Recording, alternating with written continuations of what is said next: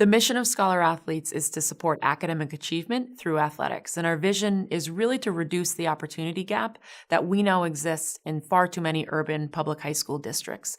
And so how we do that is really through school-based learning centers. We operate and manage 19 large classrooms in 19 Boston public high schools that are open before school, during school, and after school for any student athlete in the building to come in and connect to a resource they need to be academically successful. We operate 3 of those same zones, which are the large classrooms, in Springfield as well, Springfield, Massachusetts. So again, in totality, it's 22 zones across the state of Massachusetts that really provide a safe, quiet learning environment for student athletes to come, get their homework done, make sure that they're on track to graduate high school, and then pursue a post-secondary plan. The greatest resource that we really provide as a nonprofit is the person. So I have 30 plus staff that work in these zones full-time that are trained to do everything from coaching to mentoring to tutoring to being a guidance counselor and a social worker.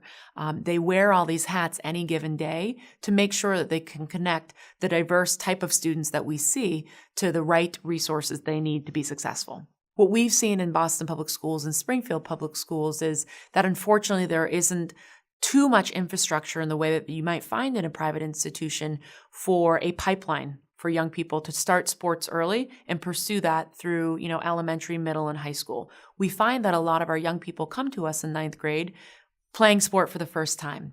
And, that's fine. We want to make sure that young people have a platform to entry for physical activity. What we've been able to do is provide intramural programs for 9th and 10th graders in urban public high schools where there might not be any club, freshman, or intramural teams, so that every young person has the opportunity to be physically active and recognize and feel the benefit of sport.